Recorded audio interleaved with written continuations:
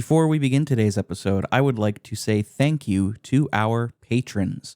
So, major thank you to Dustin Miller, Dave Jackson, Ryan Yingling, Poppy the Keaton, Eric Guess, Chris Copleen, Charlie Young, Colby Moyer, Cody Dawson, Nikolai at Night, Chris from A Novel Console, Alex from Low5 Gaming, Backlog Adam, JD, and Adam aka Aries.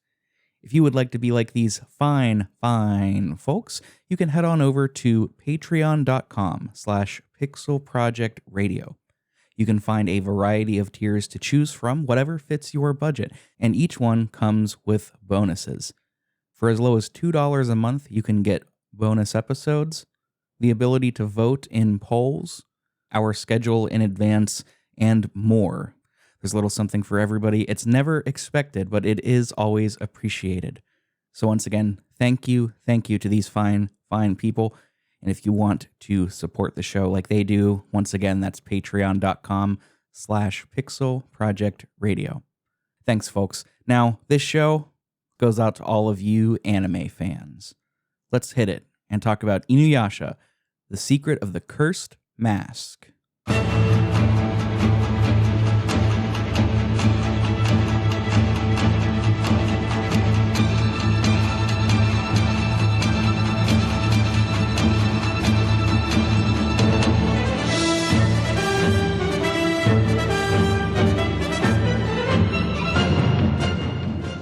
Welcome back, everybody, to another episode of Pixel Project Radio, the video game discussion-style podcast where we do deep dives on all of our favorite games, and some of yours, too. You're hearing me now speak to you through the microphone that I built through the 7 sacred Shikon jewel shards. I put them all together, and I'm speaking to you now here. This is Rick Firestone, your host. This is my podcast. Welcome to it. If you're a new listener, welcome. We hope you enjoy the show. And if you're a returning listener, welcome back. It's good to know that I didn't smell too bad last time. Before we get on, as I am wont to do, please stick around to the end of the show where you'll get to hear us plug all of our social medias, Patreons, Discords, all of that good stuff. It's a great time, and I have a great guest. Joining me today is a true Inuyasha superfan. Not to spoil the topic too quickly. Also, one of the 2 hosts of the Gaming and Collecting podcast, and one of the 2 hosts of the 3DO Experience podcast, one of the only 3DO podcasts that I'm aware of. We've got Bill Barber. Bill, what's up, man? Thank you so much for joining me. Yeah, hey, Rick. Thanks for having me on. It's a pleasure. The pleasure is all mine.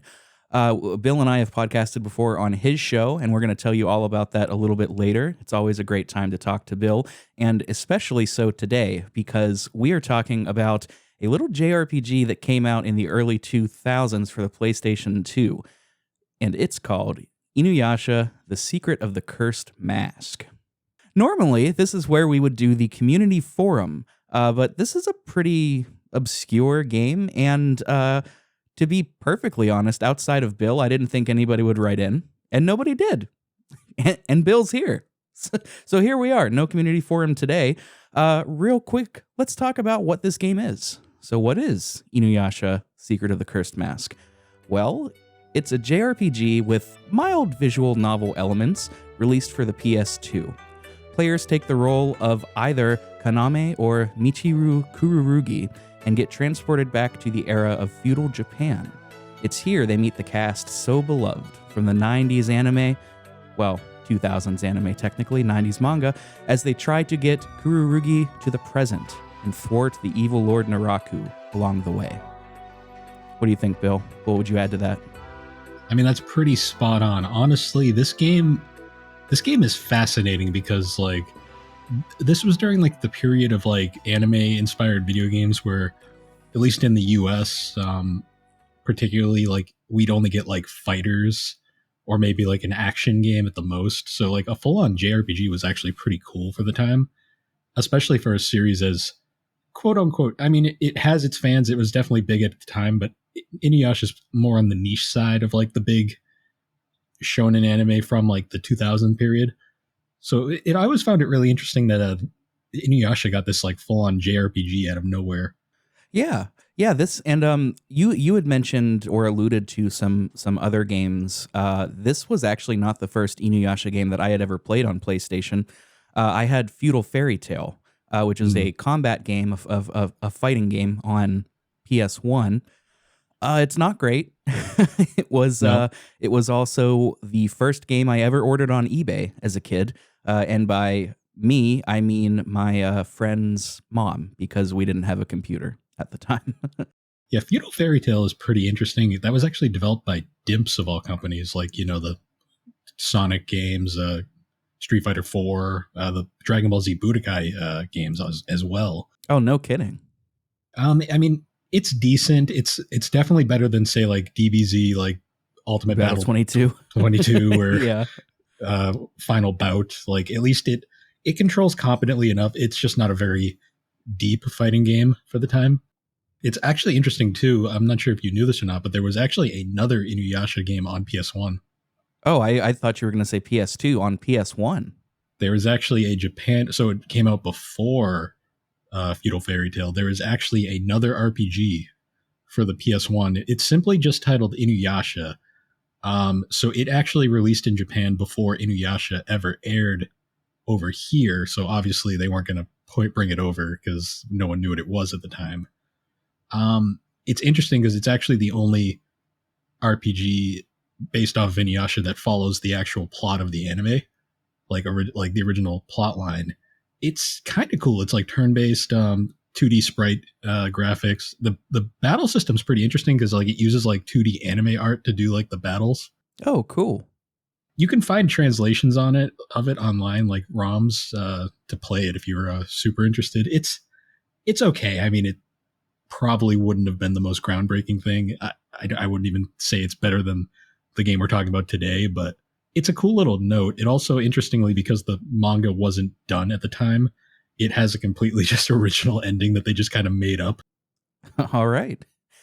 That's fascinating. I had no idea that existed. Maybe that'll be on the collection hunt one day. We'll see. Just to do a quick refresher of the franchise, and I'm going to defer to Bill just in case I get any of these Inuyasha facts incorrect. But Inuyasha, that started as a manga series written and illustrated by Rumiko Takahashi.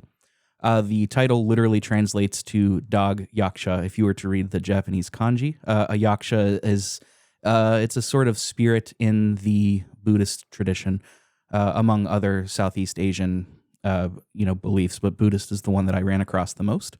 The original run had 56 volumes spanning from November of 96 all the way up to June of 2008.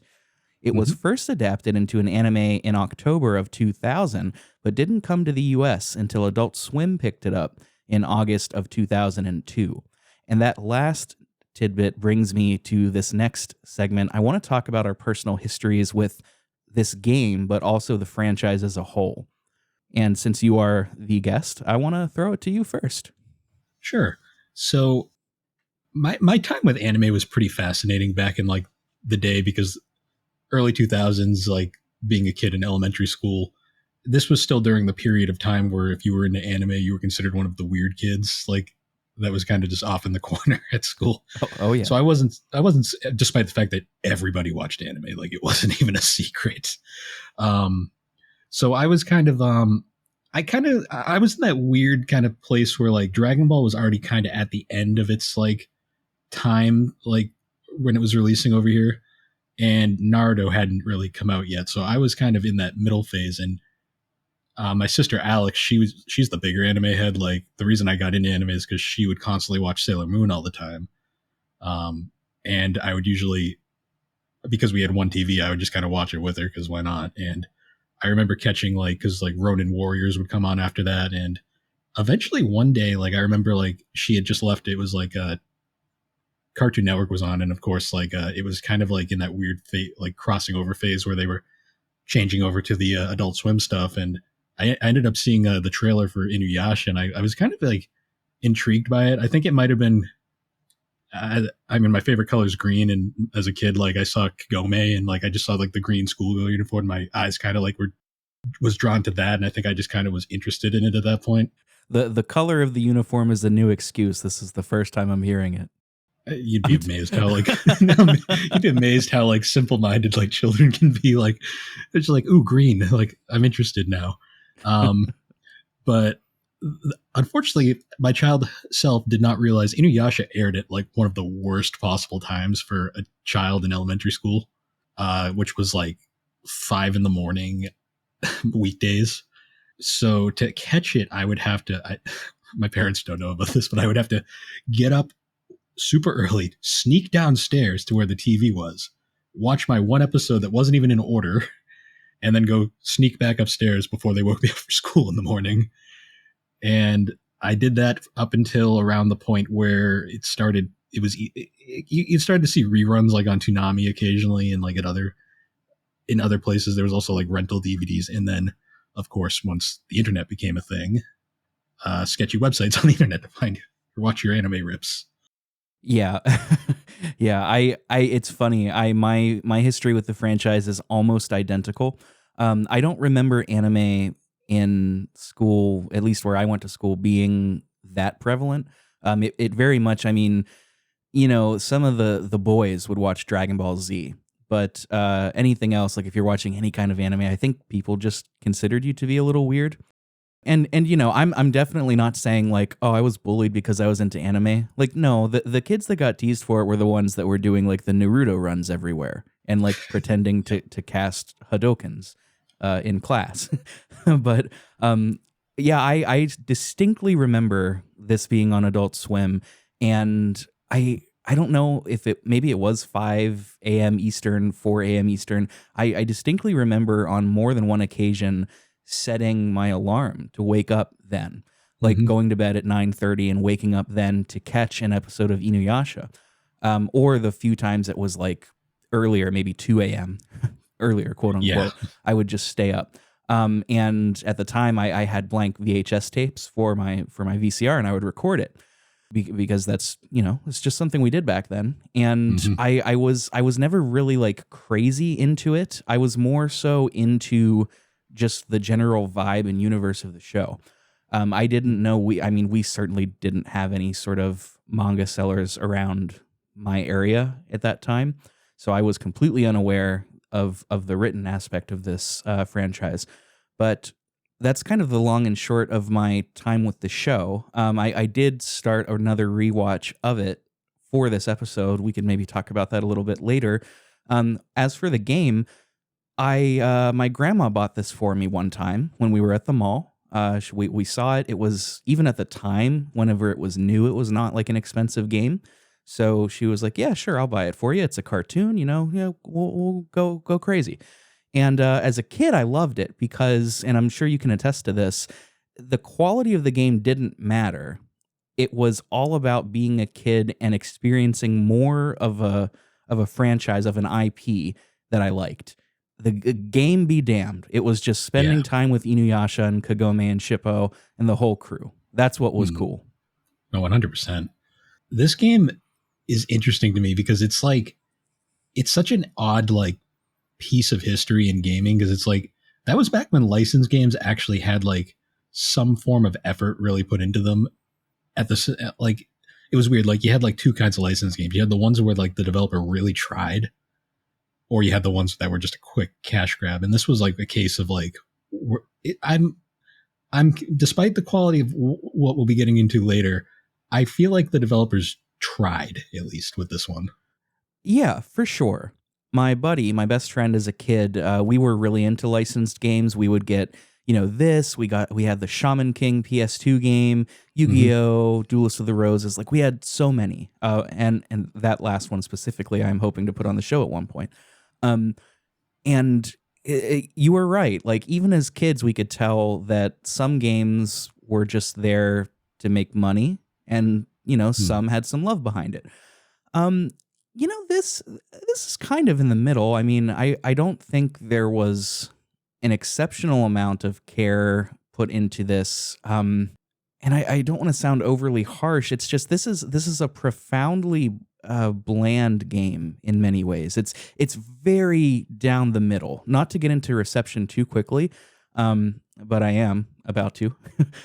All of the reviews for this were just incredibly middling. Like everything was averaging out to 50 out of 100, 5 out of 10, whatever you want to say, 50%.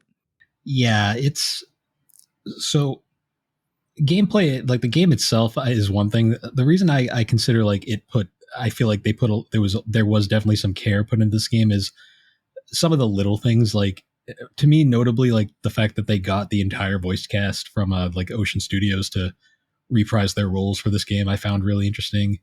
They got Sunrise to do some custom animation for this game, which was really nice at the time.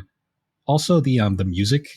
We'll probably get into that more later, but the music is it's probably not the same composer as the show, but it's very close to like what the show was doing at the time. Like there's like little things to me that like show that they at least did care a little bit about what the source material was. That is a perfect segue actually into getting into some of this like development history stuff.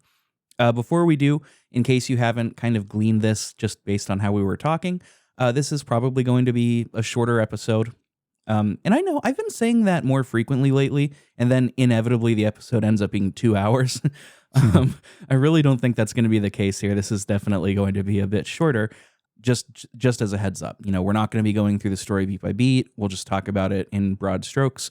There's not a ton of dev history that I could personally find, et cetera, et cetera. So without further hemming and hawing, let's talk about it. This was released in March of 2004 in Japan, and it came to the States in November. It was developed by Quintet and Giant 7 and published by Bandai Namco. Mm-hmm. One thing about this is that the individual development aspects, your writing credits, your composing credits, etc., they don't really exist on the wikis. I had to go to IMDb to find them. I double checked in the game's credits, in the in-game credits. They're largely listed as like groups. There was a writing team, a sound design team. Very few departments had individual credits. So we're not going to read all of them out here. If you want to take a look at these, I do suggest going to the IMDb page for the full cast and crew. But like you said, Bill, they did get all of the voice actors from the English dub into this game. You've got Richard Ian Cox as Inuyasha, Kirby Morrow as Miroku, Monica Story as Kagome, etc., etc. Also, notably, it was either this or Feudal Combat, the other PS2 Inuyasha game. This was actually the final voice performance of Kagome by Monica Story before she retired from voice acting in general. Oh, really? Because if for people who don't know, because Inuyasha, the series, because it was airing at the same time the manga was being written, inevitably they actually caught up to where the manga was and they ran out of material. So the series went on a hiatus for it was a good 5 years, I want to say, and it came back in so the series kind of ended around 2004. It came back 2009, I want to say, as Inuyasha the Final Act, which was just the final 26 episodes to finish off the story. In that time, Kagome was recast by a new actress because Monica Story had retired from voice acting. Kira Tozer, I think is her name. If you watch the show from beginning to end, you go from the final episode of the original series straight into the first episode of Final Act, the difference is striking. It's like, whoa, what happened there? That's interesting. I had no idea. I haven't got that far in the anime to see that. Another notable recasting was David Kay as Shishomaru. This was at the time also his last performance as Shishomaru until the Yashahime sequel series that came out a couple of years ago, where he actually reprised his role. Oh, cool. Shishomaru was always my favorite as a kid, just because he's the cool brooding villain. He's got the cool long white hair. I don't know. He had a cool sword. Yeah. He had multiple cool swords, actually, I should say.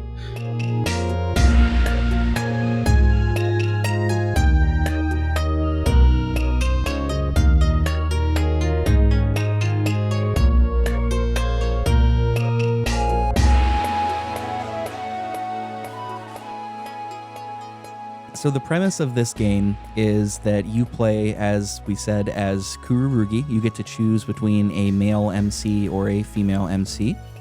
That choice ultimately doesn't matter all that much until it To a point, there's minor things that change throughout the game.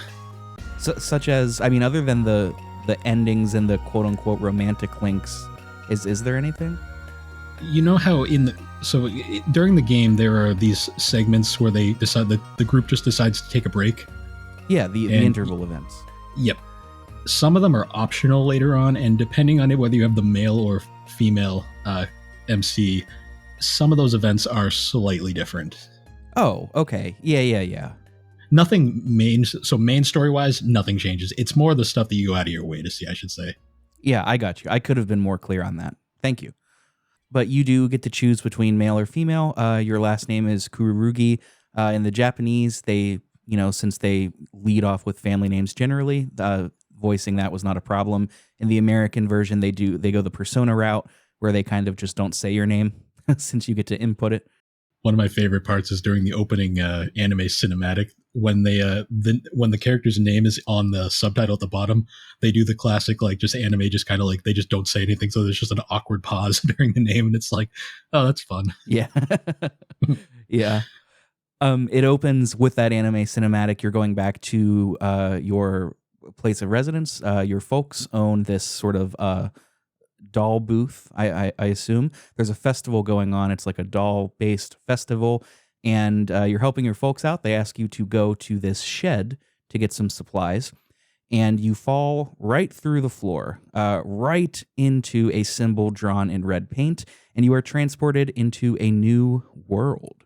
It's not groundbreaking, and it's actually almost identical to how Kagome gets transported into feudal Japan, which is where you get transported here into feudal Japan. This is an isekai within an isekai, basically. Yep.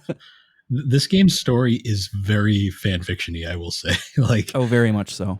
Nothing against fanfiction writers. There are some very talented writers out there, but this game's story screams fanfiction. Very much so. The rest of the game has you following Inuyasha and the crew. As we said earlier, essentially just trying to get you back home while also thwarting the villain Naraku, who is, the villain in the show. From what I've read, this game can be seen as roughly taking place somewhere around episode 60 in the anime. Is that right? The notable hint that kind of determines where this game takes place is Inuyasha does not have the red Tessage yet, which is the for people who haven't watched the show, I guess a spoiler warning here, but that is the sword that he gets when they meet Shiori, the bat half demon, and that sword is basically how they break Naraku's force fields. But he does not have it in this game, so that kind of stops where it can be. But it's very vague. I mean, this game is non-canon anyways because there's a lot of things in this game that completely contradict what happens later on. But yeah, that's true. I actually haven't got up to that point in the anime yet, but it's okay. I don't mind being spoiled. I'll watch it anyway. I was pretty vague, so you should be all right. Oh yeah. I'm not a big spoiler guy, man. I mean, there are some games where I absolutely do not want to be spoiled on. But the example that I always give is my favorite show of all time is The Sopranos. And I was spoiled very early on about a very major character death. But I didn't know the events leading up to it. I didn't know how it was going to play out. I just knew it was going to happen. So it was still enjoyable for me. I don't know. I would prefer not to be, but it's not the end of the world, My thought with spoilers is I always try not to spoil. I try to be, if I'm going to say anything, I try to be extremely vague, just so there's at least still some sort of build up to it, or in general, if I don't have to spoil something, I'm not going to. But yeah, and if you're in a Discord or on Reddit, it takes 2 seconds to spoiler tag something. I don't know, it's not a big deal. Yeah, but anyways, getting back into it, let's talk a little bit about the story and the writing in this game. If you are listening to this and you're considering playing the game, we're not going to spoil anything major for you. So 1, that'll be good for you. 2, if you're worried about not having prior knowledge to the game, or not having prior knowledge of the franchise. Don't worry too much about that. It's not entirely necessary. I want to go back to what you said about fan fiction, though, Bill, and this idea of like licensed games sort of existing as a way for fans to get more of that universe. This game is squarely in that hole, I think. Mhm. It's very much when you're introduced to new characters, there's everything but like an applause track in the background. Like Yeah. like the first time you meet Miroku or Sango. The game kind of expects you to know who these characters are, and they expect you to do a little intellectual work on like, oh, of course Miroku would do that, or of course Inuyasha would say that. Mhm. So there is a little bit to that. I think, and I don't know if this is the root cause of this, but because of that, some of the writing falls incredibly flat, because it comes off as being very bland, with Mm. the implication being like you as a player who have spent 50, 60 plus episodes with these characters, you could probably read some subtext or read between the lines or draw from prior knowledge to say like, oh, she said it's okay, but because of what happened in episode 37, this is how she really feels. Stuff like that. So it's very much a playground for fans of the show, but entrance is for all. Is that an okay way of saying it? Yeah, like one thing I noticed with the writing in this game, like right away, was like they play off a lot of the characters. So I feel like the writing staff. I'm assuming there was no actual like people from. I don't even know if Rumiko was involved at all with this game. I doubt it honestly, but I have a feeling they looked at the characters, got like basic character like biographies, and then just kind of worked with that. Because a lot of the traits that you do know are present, like Moroku is kind of scummy at times. That's a very polite way of saying it. Yeah. I mean, the '90s were early 2000s were different, I will say.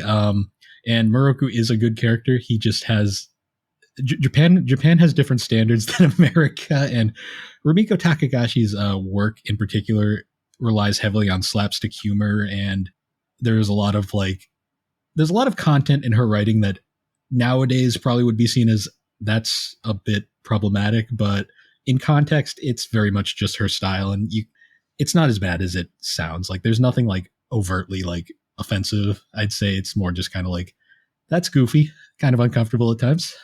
Yeah. Yeah. I think that's a good explanation. I don't think we need to necessarily dwell on it too hard. Yeah. I want to talk about the writing though, because this is something that you and I have talked off mic about with this game. Mhm. It's a weird dichotomy because on one hand you have all of the voice actors from the show, Mhm. and they do a perfectly fine job. And some of them maybe do a little better than others, but none of them are objectively bad, right? No. They all do their jobs well. On the other hand, the writing is exactly what you said. That was such a good way of putting it, Bill. It feels like the writing team got like primers on like the personalities of the characters, like a one beefy paragraph summary of who they are, and then they just said, okay, don't watch the show, but like write for this character. Yeah. And some of them are better than others. Like Inuyasha, I think is closer to the 50%, maybe 65% of his personality on the show. He's a little closer. Kagome was the big one that stuck out to me as being she's practically a nothing character. She has no personality whatsoever in this game. Yeah. So, my theory on like, particularly Inuyasha in particular, one cool thing about this game is there is a lot of voice acting. Like, the game is almost fully voiced, which is pretty impressive, honestly, for the time. Oh yeah, absolutely. If you were to say turn the voices off and just play this game like silently, I feel like the writing would be significantly worse. I feel like one of the reasons why Inuyasha comes off so well is Richard Ian Cox, like, nothing against the Japanese vocals, like voices, because like those are the original. But to me, Richard Ian Cox is Inuyasha. I can't hear him talk without that voice in particular. Inuyasha, can you smell or hear anything unusual about this area? Oh, so I'm your faithful terrier all of a sudden? Wondering if I've sniffed out a scent or heard something with my little doggy ears? Damn, you guys piss me off, every single one of you! Relax. I feel like a lot of why Inuyasha comes off very well in this game is just Richard Dean Cox is able to like work with basically an average script and make it fun. Oh yeah, absolutely. That's a big part to this, and that's a big credit to him as a voice actor too. And you know, we see this in games all the time. Like maybe the script isn't so good, but the voice actors are just killing it, or vice versa. The script is really good, and the voice actors just are kind of phoning it in. And I agree with you completely. I did play a lot of this. Well, not a lot of it, but I played anytime there wasn't anything super prevalent to the story. I had it on mute and was listening to podcasts, and we'll get into that more when we talk about the battle system too. But yes, this game is voice acted almost entirely. The main cast does a great job. The villagers, not so much. But it is impressive that they packed as much voice acting into this as they did. But it doesn't, I mean, like you said, it doesn't necessarily save the script. It elevates it, but it doesn't save it. I didn't take down any specific notes or quotes, and I should have. But to give you an idea of like what we're talking about, some of the writing back and forths will be kind of like this. Person one will say, "Oh no, they're getting away." And then person two will say, "They're getting away. We have to stop them." And person one will say, "Yes, let's stop them." Like, do you know what I mean? Like they're repeating the same information over and over again, almost as if they don't know what the other person has said to them. And that's the entire game.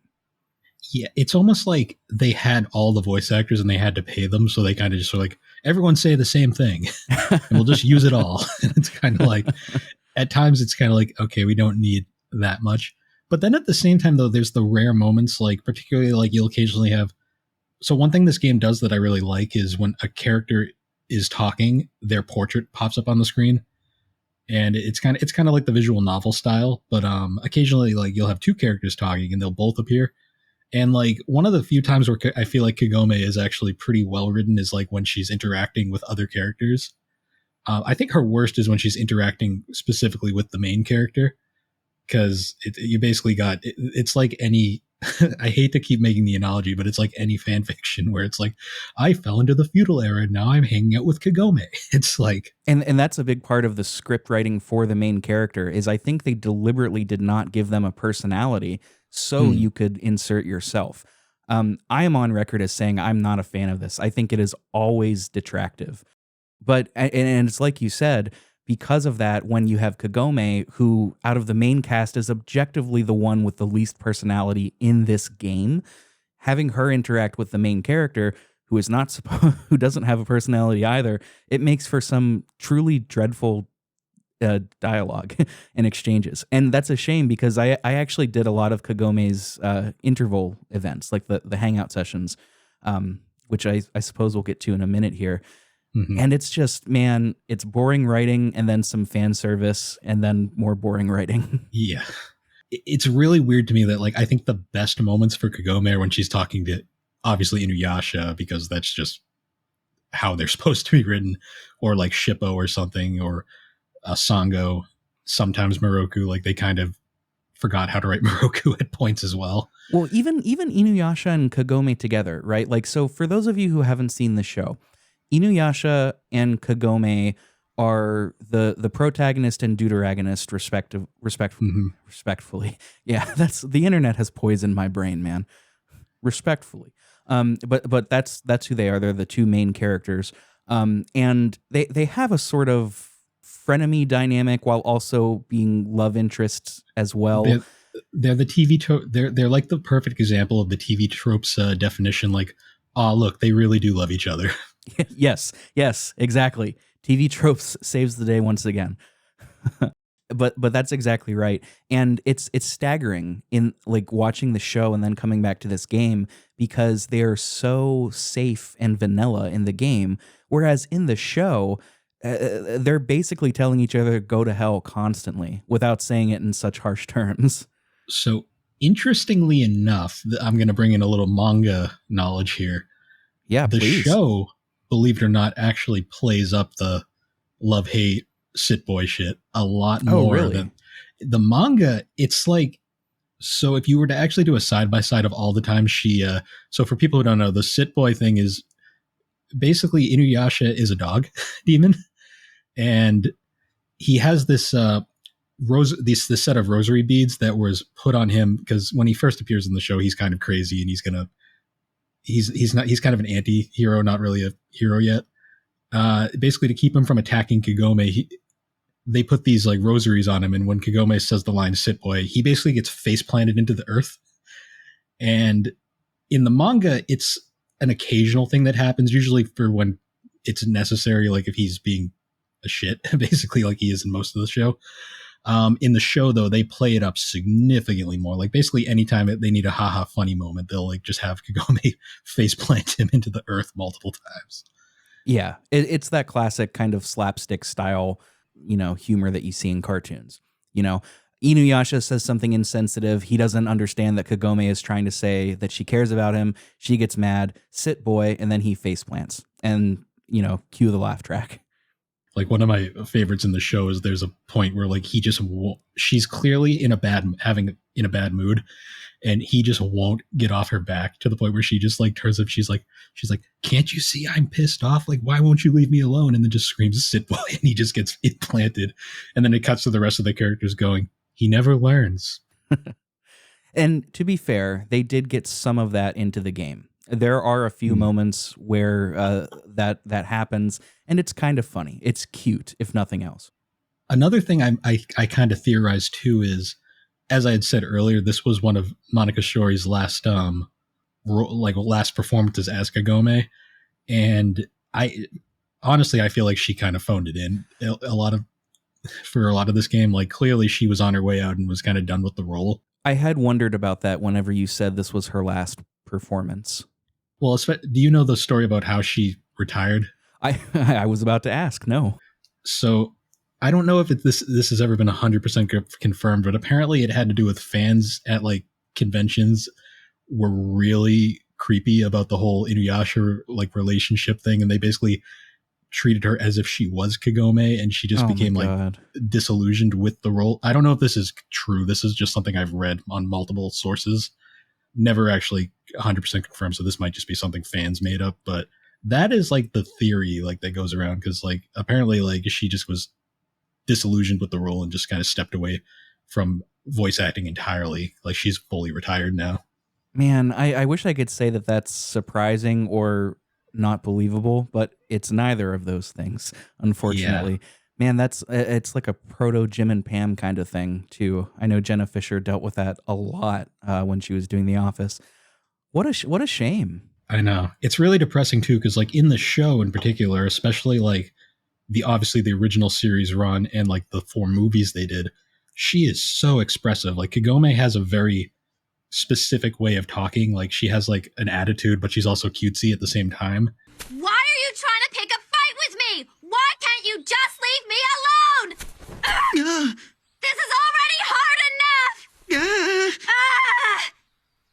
Hey, wait, I was right. You are angry after all. Boy! You can tell in this game, it's clearly the voice, like she's doing the Kagome voice, but you can tell she doesn't sound interested at a lot of points. She really is the standout when it comes to the whole cast as being blasé, I think is maybe an appropriate term, just very low energy. And I had wondered about that. You had mentioned just offhand to me in the Discord that, this was her last role. And I had wondered like, oh, maybe she's just phoning it in, but like also I don't want to just assume that and not give her credit, because she is a great voice actor. Man, that's what a frustrating situation that must have been for her. It's just very noticeable too, especially like obviously Richard Dean Cox always is fantastic. Like Kirby Morrow, rest in peace by the way, he does a phenomenal job as Moroku. Kelly Sheridan, always great as Sango. All the voice work is very well done. Like all the characters. The worst is whenever you watch it, you play like a material based off the original source, and you hear a voice and it sounds off because the voice actor just didn't care. Like all of them sound right. Like even Kagome sounds like Kagome. It's just the way she like inflects doesn't sound right. in this game. Yeah. And it just to bounce off of that too, the quality of the sound, like the sound quality of the voice acting is really good. I mean, I played this on Steam Deck, which I'll talk more about that when we get to the battles and the mechanics, but it sounds terrific. It's just, great voice actors working with a not great script. And that's what we have here. Since we're still sort of in the story land of the podcast, the story is broad strokes. You are trying to get back to your time. It comes off a lot as the gang goes to a new town and solves a problem in that town, and they just keep moving forward. That's largely what you're doing. The whole backstory with it involves you being a reincarnation of sorts of the main villains. It's a whole thing. I don't want to necessarily spoil it. I also technically haven't beaten the game, so just to get it out there in case anybody wants to take my gamer points away. I haven't actually beaten the game. I have seen it played through to its entirety. The story is okay. It's fine. In broad strokes, you are going to get a lot of those, like Bill was saying earlier, those fan service moments, those winks and nods to the anime that make the hardcore fans say, "Oh my God, I remember that," or "That's so cool that he would say that." You're going to meet a lot of characters from the anime, like Koga, for example, and it a lot of the times will come off as, "Look at this, fans! Don't you like this? You like him in the show." It's fine, but I did want to talk about those, and this is kind of blending into mechanics, but that's fine. Those interval events. As what the game calls them. You had mentioned them before. They are essentially days off where you get to choose a character to hang out with.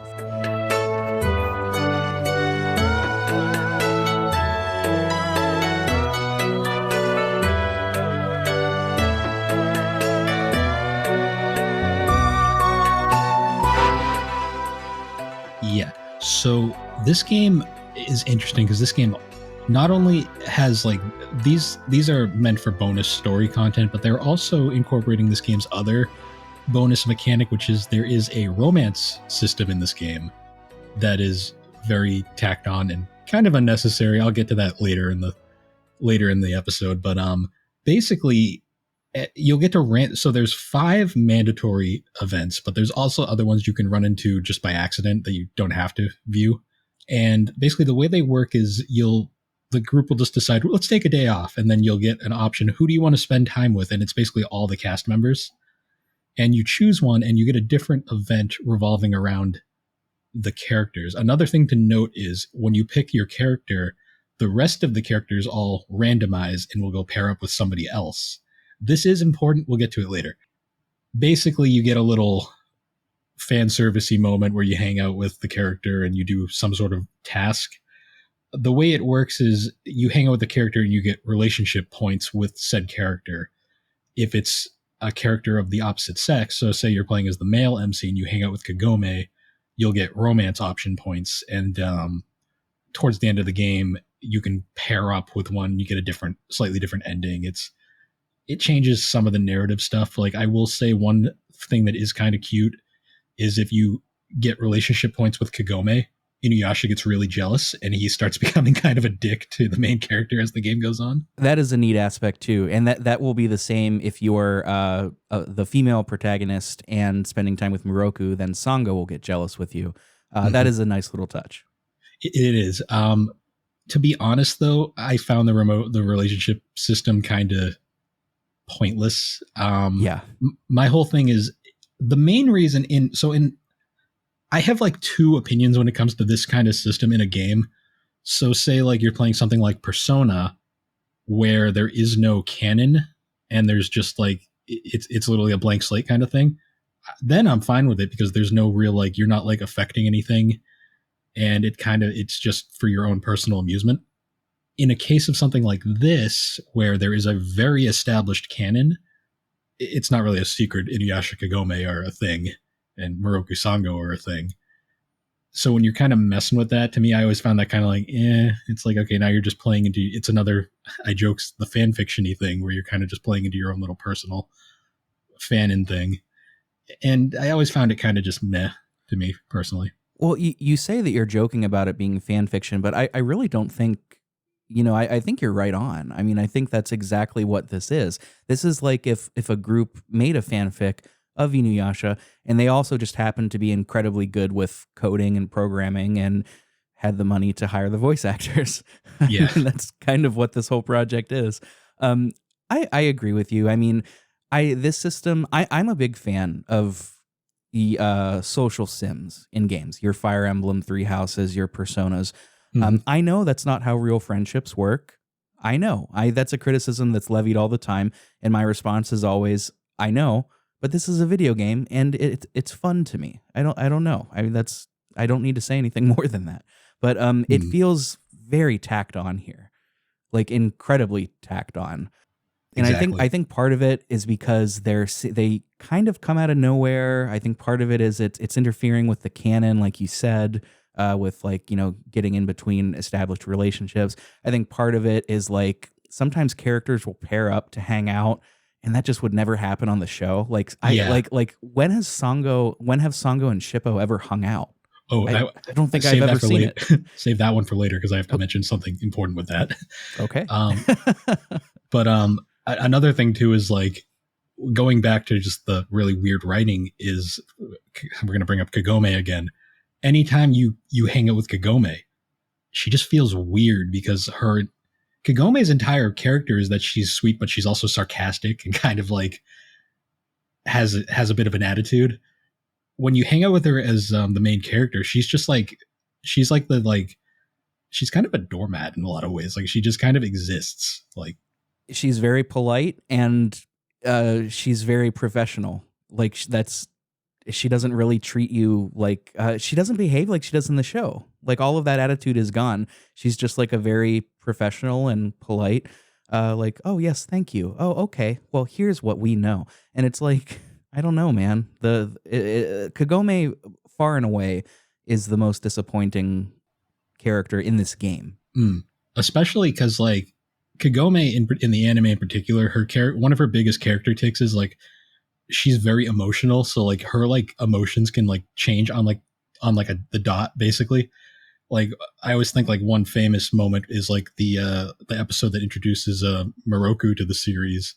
You get the famous like after he gets defeated, quote unquote, because he was kind of introduced as a villain of sorts at first. He's passed out on the ground and like they're basically like, hey, he's not all bad. And it's like, maybe we should have him join the team. And then he proceeds to do his classic trope of groping her bottom. And then she immediately backs up and goes, I was wrong, kill him. And it's like stuff like that where it just doesn't happen in this game at all. Yeah, that alone is more personality than Kagome has in this whole game. It's a shame. It's a missed opportunity. It's a shame.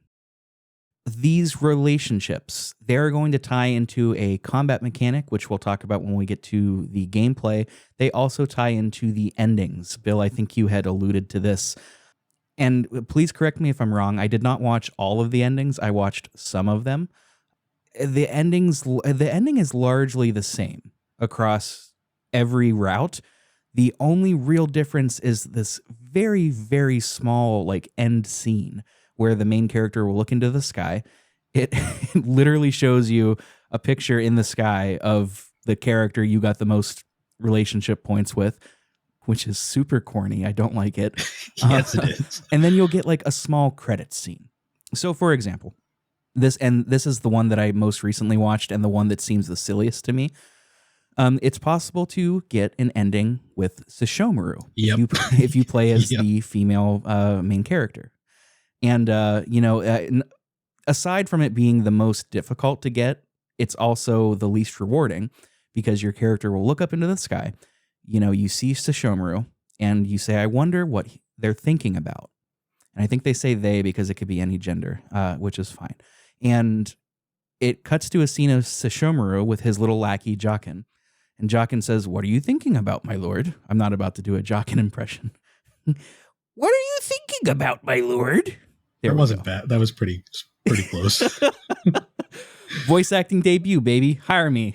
I'm cheap and available, which is also my Tinder profile. But he asks Sesshomaru that, what are you thinking, my lord? And he says, it's nothing, let's move on, or something like that. He's dismissive. It's nothing, let's move on, and that's it. That's the Sesshomaru ending. See, if this was actually Sesshomaru, he would have said nothing, just stepped on Jacket's head and walked off. So. Yeah. But that's like, I mean, the Inuyasha ending is pretty similar. You look up and you see Inuyasha. I wonder what they're thinking about. It's so corny to present it that way, and it's superfluous. Like, why does that need to be? The only one that has any sort of difference is if you get like the Kagome ending, just because they're both from the future, so they can actually meet. See, that's the one that I did not do my diligence and actually watch that one. What happens in that one? I haven't seen it in forever because I didn't do the ending, but I believe it's like implied that they like he pulls out his phone and like there's like a chat or something. I know it's like implied that they meet up in the real world. I kind of like that. That messes with the continuity hardcore because the show was nowhere near being done at that point. No, or the anime or the manga, I think. But you know, it's whatever. I mean, that's the one that they put. I feel like that was the one that they made first, and then they were like, "Shit, we can't do this for all of them because he can't go back. What do we do now?" Yeah, it's silly. If you're gonna play this game, my personal advice is to, just role play it as if it's you, which is, I think that's what they want you to do anyway. Mm-hmm. It is not worth ending hunting. I mean, there's no achievements, obviously, unless you're doing the retro achievement thing, but it's just not worth it. I mean, this is, if ever there was a case to say, just go on YouTube and watch the additional stuff, it's this. Yeah. Like for my playthrough I did for this recording, rather than like go for a specific route, I just did like, I picked a different character every time just to keep everyone neutral. Yeah, that's another way you could do it. In case you're wondering, by the way, the Sesshomaru ending, you have to not do any of the optional hangouts. You just do, the required ones, pick a different person each time. And there are some dialogue choices throughout the story you'll have to make too. That are, it's essentially like unlocking a route in Persona. You have to pick the right options as they come up, and if you don't, you get locked out of that route. So that's all there is to that and the endings. Nothing special. It is what it is, It's a bonus thing that's there just for content. I mean, it does, I guess, make this game have some sort of replayability. Unfortunately, the main story itself is the same every time, so it's not great replayability, but it is replayability. Yeah, I guess you're being very kind to it. And to be clear, like, I mean, I'm going to continue calling out where I think this game fails. I have a soft spot for this game. I have a major soft spot for it. It's just not, it's not great. It's okay to like a thing that's not objectively good. That's fine. So you'll notice with me, I'm very kind to everything. So I'm always trying to find the best in something, even if it's not great. Looks at Final Fantasy VIII. Sorry. Oh, damn. I'm just looking over my notes here for story stuff. Did you have anything you wanted to talk about before we move on in terms of like the story, the writing, anything like that? Not really. I mean, there is a lot of predictability in the story. Like, obviously, Naraku is the big bad, even though it kind of tries to like trick you at times into thinking maybe he's not. Also, this game like kind of has an ending that implies like they defeated Naraku once and for all, which, if you've seen the show, it doesn't happen. Fan fiction. Yeah. Other than that, I will say some of the events are somewhat entertaining. Like, one of my favorite cutscenes is there's a scene where, depending on one of the hangouts, you can like hang out with, say, Moroku, and you'll run into, you hang out with Sango, and then they come back and like you see Moroku with Kagome, and Kagome is like washing her hands in the river with soap, and Moroku makes a claim about what's that lovely smell, and she's like, because Kagome's from the future and soap's not that impressive to her, she's like, oh, it's just soap. And he's like, that's why you always smell so nice. Can I have it, please? And Kagome, being the nice one, thinks, oh, he's going to give it to Sango, and then it cuts to a scene where he gives it to some random villager, and before he can give out his famous like, will you bear my children line, she goes, I'm going to go test this out nicely, and walks off, and he's like, this didn't go as I was expecting. Yeah, so some of the hangouts are kind of nice. The first one you do with Moroku, he explains his whole shtick, like the reason that he's constantly like flirting with women and asking them to bear his children. It's one of those really forced, like, well, I believe that life is incredibly precious and we need to do what we can to, move that whole kind of thing. And the main Which, character, I won't spoil it for the show, but there is a reason why he makes that line all the time. And it actually is very tragic, but, I'm not going to spoil that for people who haven't seen it. fair enough. The main character will ask him like, oh, well, if you believe life is so important, like why don't you talk about this, like why don't you talk this way with boys? And he's just like, because I don't like boys. And then that's the end of the whole hangout. It's pretty it's pretty funny. And we would be remiss to say that every single character has a bath scene. Yes, You can do that with every single character. Even Shippo. Bizarrely enough, it's not sexual with Shippo. You just try to wash him, and I think he drinks the bath water and gets sick. And that's it. Also, they're slightly different depending on whether you're the male MC or the female MC. Yeah. Gotta have that fan service. But that's kind of how that works. That ties into the mechanics a little bit. We'll get there. But another area of this game that, frankly, I think is impressive, and will probably, we don't need to camp out on this too long because I think you'll agree with me, is the visuals. Both the animated cutscenes, the like actual anime cutscenes, and the game itself. So let's talk about them. The animated cutscenes, they look identical to the show. It looks great. I believe Sunrise actually handled those, so I believe it was the same exact studio. Oh, that's right. You did say that up front.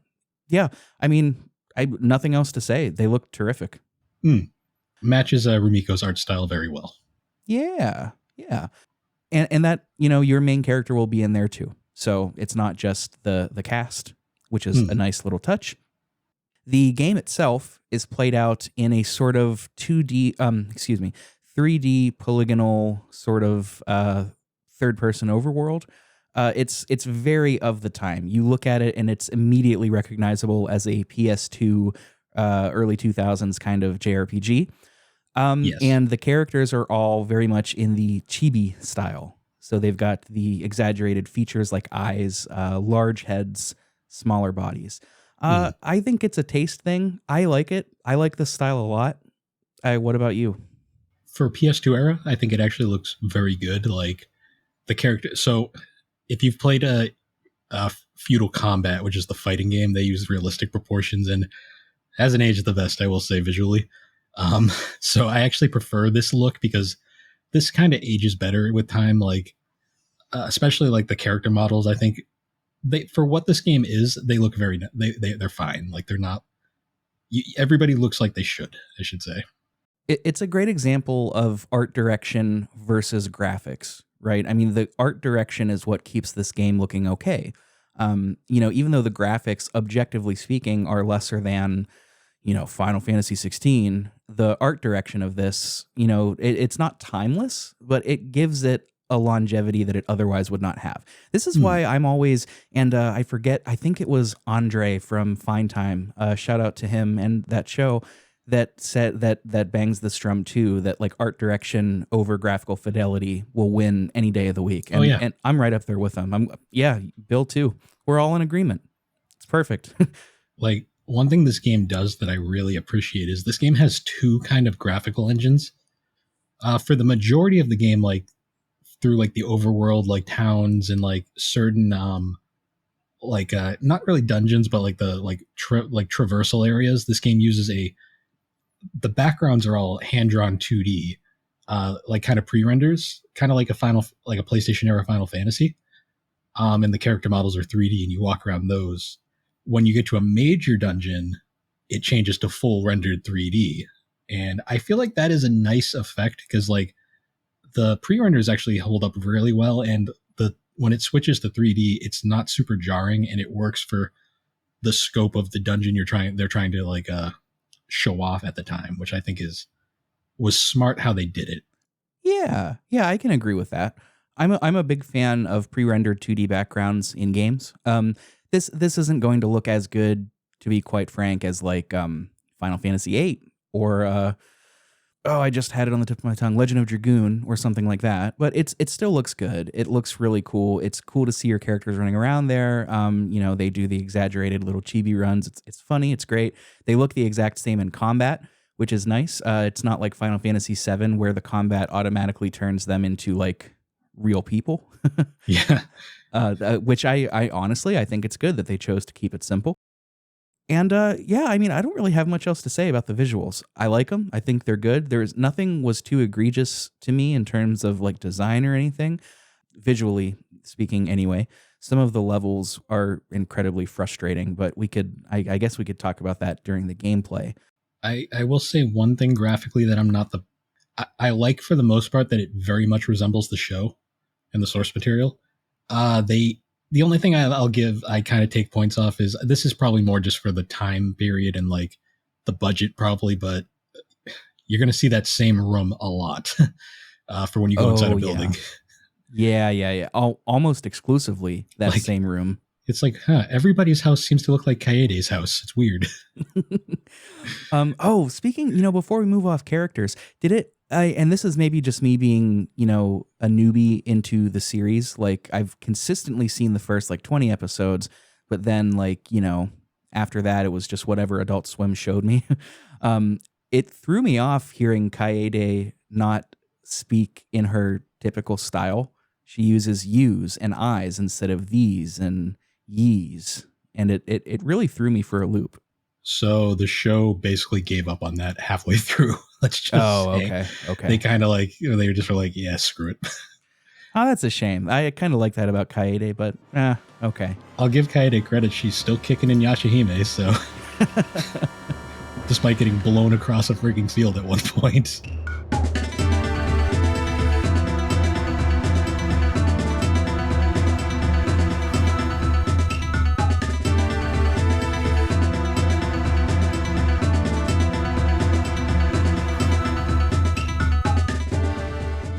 There you have it. Visuals, mostly very, very good. You had mentioned music earlier, Bill, so let's maybe save gameplay for last and talk about music. Again, I could not find a dedicated composer credit on this, so if you want to hear who was involved with the sound design, most of the credits, quite frankly, are related to dialogue and voice acting, but you can find that on IMDb. There's too many to read. You seem to say that you liked the music. So I don't think it's anything amazing. Like there's no like nothing that I would say is like this is a standout fine piece of art, but in context of like the show, it's very faithful to what the show did, and it all feels very Inuyasha like. Like I will say I love the title screen music. Like I think that is a very nice, catchy, like calm track that's really enjoyable. There's occasion I like the overworld theme. Like, and some of the town themes are pretty nice. The battle theme you'll get sick of real quick. I will say. But other than that, it's fine. Nothing offensive, but nothing particularly memorable. Okay, yeah, I think I'm on the exact same page as you. It's fine. It's forgettable, but it's not unenjoyable. You don't get, there's no like say Pictionary on NES where it's like this doesn't fit the game at all moment. But it's all very fitting to like you play this game and you listen to the music and you think, yeah, that's Inuyasha.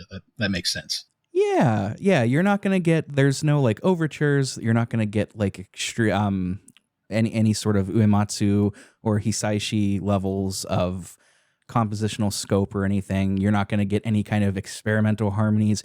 It's pleasant. It's safe. They use a lot of the sounds that you hear on the show, like you said, Bill, particularly in the strings. You're going to hear a lot of Japanese style stringed instruments.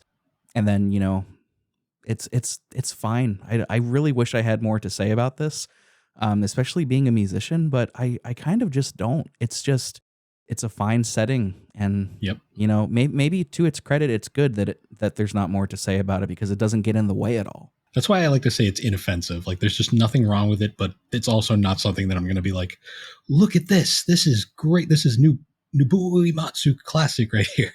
It's like, it's fine. There's nothing wrong with it, but there's also nothing to shout about. Yeah.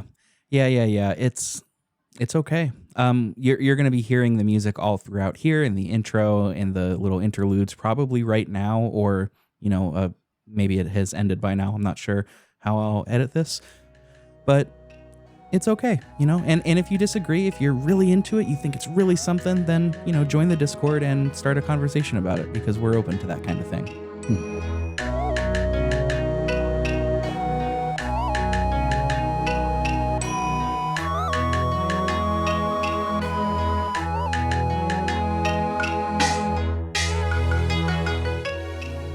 And of course, we already mentioned before that the quality of the voice acting is great. The actual sound file's really good. I guess all that leaves now is the gameplay. So turn-based RPG. Let's get into it. Let's start. I think it'll be quicker to talk about the overworld because that's pretty short and narrow. It's just third person. You're walking around. Movement is on the slower side, but it's not like Parasite Eve levels of slow. If you've been keeping up with what the show's been doing, it's not that slow. But you move slow enough to where I would recommend folks play this with an emulator, which is what I did on Steam Deck. I do own this physically because of the speed of battles, especially, and just how often you're going to get lost moving around. I recommend playing it in some way where you can fast forward. Mm-hmm. The backtracking in the overworld and some of the dungeons, especially that one mansion where you have to save 30 people, that was an egregious level. That made me almost quit playing the game permanently. Yeah, that was not a great moment. This is the really only frustrating thing about this game is how the camera angles work and the layouts of some of the dungeons and the paths to go from town to town. They can be very winding and you do not get a map. So you have to either go old school pen and paper or, just keep a mental inventory. But, you could take a wrong turn and you'll be running around forever getting into random battles, random encounters, which are there. We'll talk about that more soon. And then some of the dungeons like that aforementioned mansion can get really frustrating because one, they're just, no map and they're confusing layout wise. And two, the way the camera works in this game seems to be very hostile towards the player. It does not want to work with you at all. Yeah, sometimes it'll change, it'll be that famous moment where you'll hit the you'll be going one direction and the camera will completely just change perspective. So then the direction that you're going is suddenly the opposite way. So then you do the famous, you go in one screen and then you go right back because the camera angle changed. And it's okay. So you just have to kind of get used to that. Yeah, say all you want about the Sonic games, but at least when you go through a loop, if you're still holding up, it doesn't matter if you're running towards the screen. Sonic's going to keep going. Sonic 06, notwithstanding. Sorry, what was that? I don't think I caught that. What was that game that you mentioned? Sonic 2006. I'm not familiar with this one. You never let go of the thing. You just kind of stand up there forever. And anyways, yeah. So some of the dungeons I will say are very confusing and frustrating. There's one early in the game where it's so Naraku is a troll throughout the game, and at one point he puts up wanted posters of the main character, and you get arrested, and you have to escape the dungeon, escape the village head's mansion. So you run through this maze town setting, and they put these specific NPCs in spots so that you feel like you're progressing. But I spent 20 minutes just going in circles there. It was just bizarre how they laid it out. That whole town is very frustrating. It is a series of crossroads where you can go north, south, east, and west, but it's it feels procedurally generated and there's only one real path. There's one NPC that's super helpful that'll tell you oh, here's how you get back to, the main area. And it'll tell you exactly what to do. Otherwise, yeah, exactly what you said. You're going to be walking around aimlessly unless you do the pen and paper route and mark off where you've been. For this kind of game, especially at this point in time, I kind of think that's unacceptable, especially since they're not doing it as a point.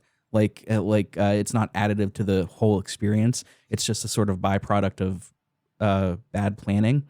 Yeah. I kind of really, really hate it about this game.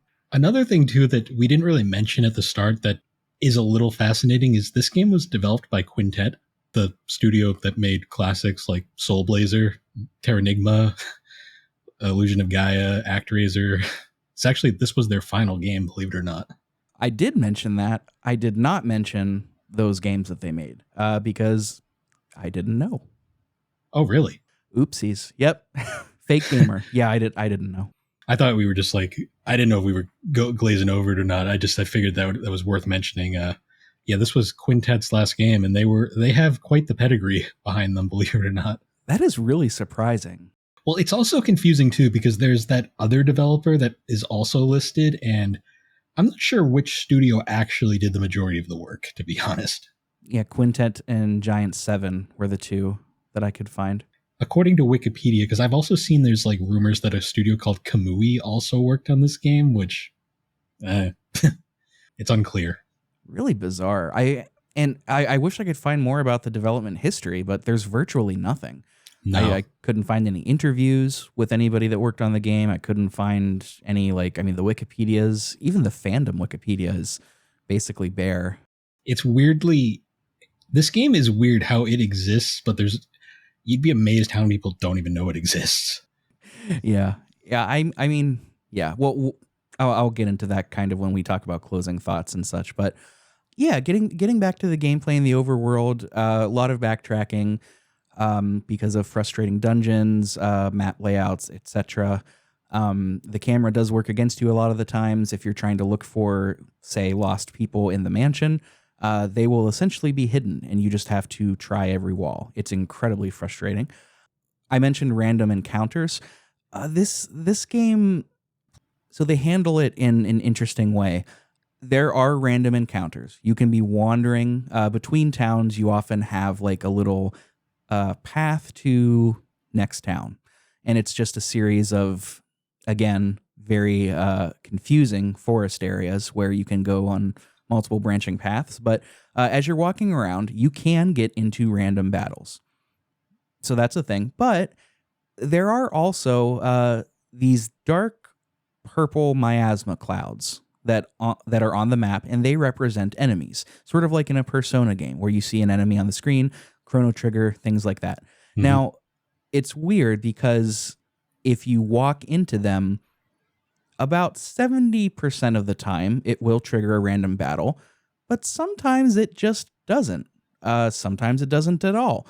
And sometimes you just get into a random encounter when there's no purple clouds around at all. I'm not really sure what they were thinking with this. I wish they would have just committed to the purple miasma clouds, even if it meant adding more of them.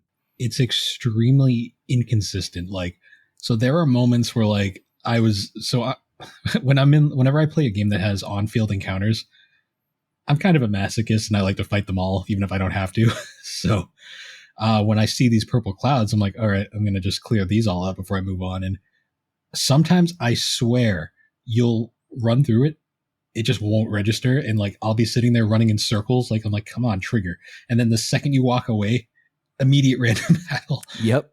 But what's funny is you'll exit that battle and then the clouds are gone. So I don't know. It's just weird. Yeah, it's definitely weird. It's definitely inconsistent. There are the battle encounter rate is pretty inconsistent too. There are some areas where I'm with you. I try to clear out any on-screen enemies that I see cloud-wise because it makes it feel like I'm not grinding. It just makes it feel like I'm clearing off the screen and then moving on. But there were a couple of times where I was like, my characters are 2 battles away from leveling up. I'm just going to grind a tiny bit to get that level. And some areas, the random encounters are very frequent, but others, they are almost non-existent. And I couldn't find a rhyme or reason to it. It just seemed kind of random. Yeah, it's very weirdly designed. Because usually I'm so hit or miss with random battles because I kind of have a nostalgia for them just because of the old school Final Fantasies, but at the same time, after playing Persona and the Tales series, you just get so used to seeing the enemies on screen that I kind of prefer that so you can think more strategically. In a game like this, it's kind of frustrating at times because there'll be points where you really just. So there's points in this game where you end up the MC will be by himself, and sometimes you're just. We'll get into it when we talk about the battles, but when you're by yourself, it's frustrating when you have to fight a lot of battles, and there'll be points where like there's a particular segment of this game where you're in this like hidden cave, and you're looking for Sango's brother, and it is full of these purple clouds. But I swear to God, the first time I went through, didn't trigger a single battle. But then the second I was leaving, every 3 steps, I'm like, I don't know. Yeah, I remember that cave. I think I had the same exact problem too. Or maybe it was inverse. Maybe it was on the way in. I don't know. I can't remember.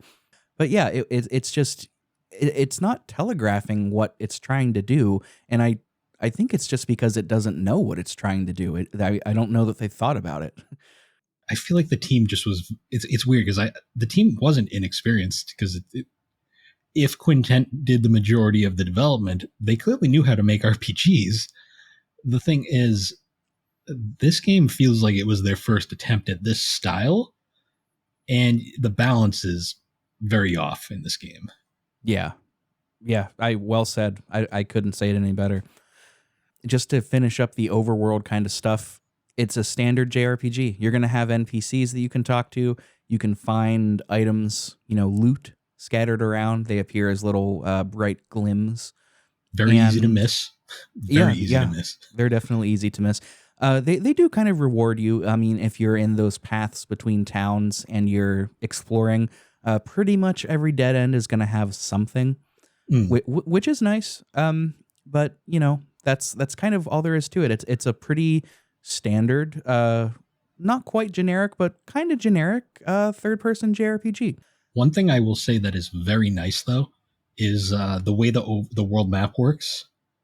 Once you clear an area, you can immediately warp to anywhere that you've cleared at any time. Like, there's no need to backtrack through the little like forest sections ever again.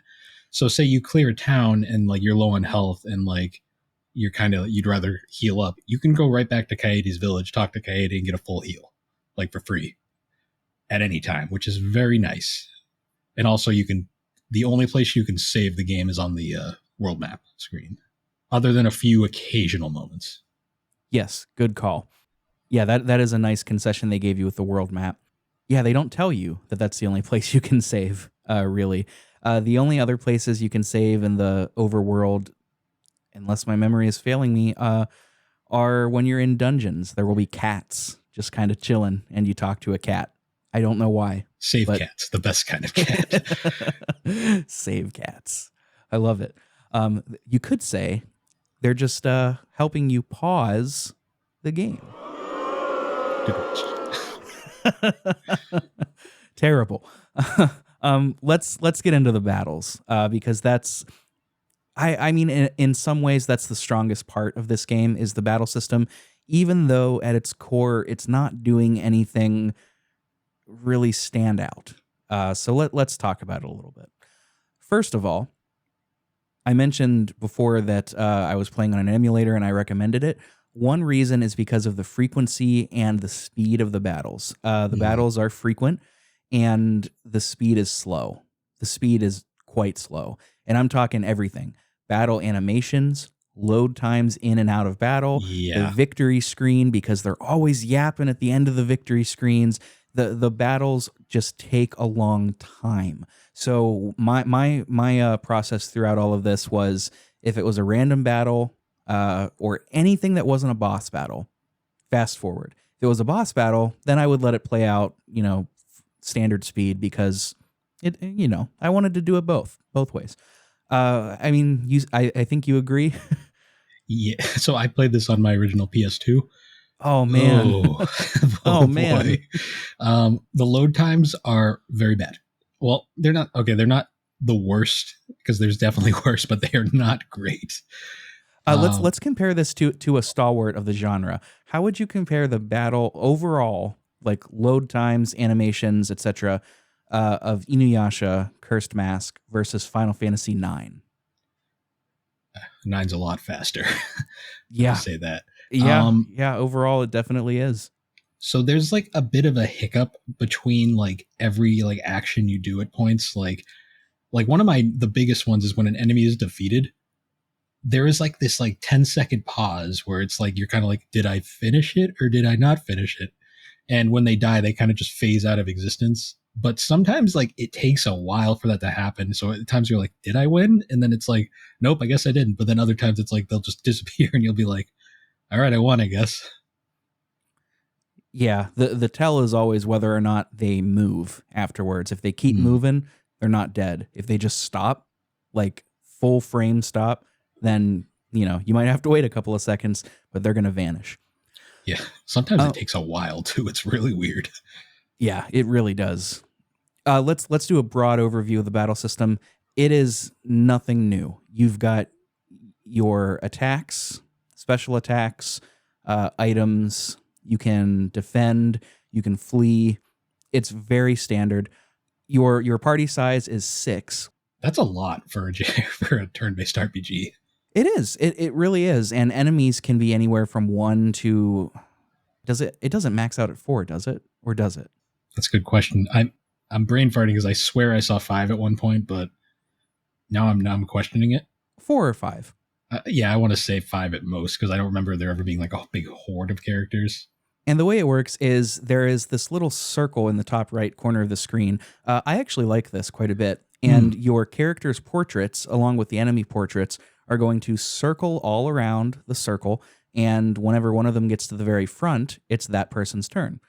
Some characters are going to move faster in the circle, like Shippo, because they are just naturally faster. And then like Kagura is another great example. An early boss that you fight, she's very fast. So she's a wind. She's a demon of the wind. Right. So she'll be moving faster. Inuyasha moves a little bit slower, like that. And whenever it's whoever comes to the front, then you get to choose your action. If it's an enemy, they'll take an action. Pretty straightforward so far, right? Yeah. Then what I find interesting too is like the game gradually like introduces the party members to the game. Like you go through the first dungeon with just Kagome, Shippo, and Inuyasha along with the main character. But you unlock Sango and Moroku pretty early on in the game. Like it's almost immediate, and you have basically 6 party members for the majority of the game at all times. Which, spoiler, like for the end thoughts, but this game to me, I'm not sure if you agree or not, but very easy. Like never had a challenge. Yeah, I can't. Now that you mention it, I don't think I ever did get a game over. Yeah, no, yeah. And I think part of that is exactly what you were hinting at, I think, is that since you get all 6 quite early, there's no real level disparity. Like everybody's going to be leveling up at the same rate. Everybody's going to be roughly the same power. And because of the overall frequency of the random encounters, you don't really have to grind very much. I mean, unless you want to, but I mean, the game's already not super difficult as it is. Plus, getting into mechanics, that the way this game does MP to me is incredibly confusing. Is that the energy system? Yeah, like how like most attacks don't use energy at all, and then some do. Yeah. Well, let's talk about that. I found this system to be kind of fascinating. So each character, each party member is going to have 3 slots on their character portrait. You've got their health, and then you've got these 3 slots. And the way it works is whenever you deal 100 damage or whenever you receive 100 damage, one of those slots will fill. Bill, I was going to say I didn't research this, but I don't think I would have found this anywhere anyway. Is that 100 cumulative between give and take, or is it just one or the other? Do you know? I don't know exactly, to be honest. I just assumed that was just it was just random. Oh, okay. No, yeah, it is after 100 damage taken or given, that's when one of those little things will spawn. Okay, that's interesting. I thought it just happened randomly, to be honest. No, I think they say it in the game very briefly, but at one point, Shippo was reliably for me doing something really easy, divisible, like 20 damage or 50 damage or something, and I was just like, oh, okay, I can see the pattern like very clearly. But anywho's, the way it works is once you deal or take 100 damage, one of those energy slots will fill in, and that gives you access to do some of your special skills. Now, you've got 3 kinds of special skills. You've got regular special skills. You've got special skills that require the energy points, and then you've got the co-op special abilities. The regular special skills, I think that's most of them, right? They're the only ones that really matter. In all honesty, like Inuyasha's are obviously like his famous like Iron Reaver, Soul Stealer, Blades of Blood, Robe of the Fire Rat. You'll be using Blades of Blood a lot because that's like one of the early multi hit attacks, which is very convenient. Kagome is basically the white mage. Like her attack isn't great in this game, so she's mostly gonna be. I like to call her Bandage Girl because she uses band-aids a lot in this game. Yeah. Sango is actually probably the heavy hitter because she's got the Haraikos and it does a lot of damage. Shippo is kind of a mage, I guess, if we're going there. And then Moroku is also kind of like, he's like the monk. He is a monk, but he's also a healer in a sense. He's a good healer, and he's also a good offensive hitter too. Like he's really an MVP, and a lot of the times him and Inuyasha for me were carrying a lot of the battles. I had those two plus I just would spam Sango's Haraikos, and it always did like it did 100 damage like every time. I was always like, yeah, just this is now your job, Sango. Do that every battle. But those special abilities that don't require any energy, you can use them at any time. So there is that. The special abilities, the energy special abilities, they can require anywhere between 1 to 3.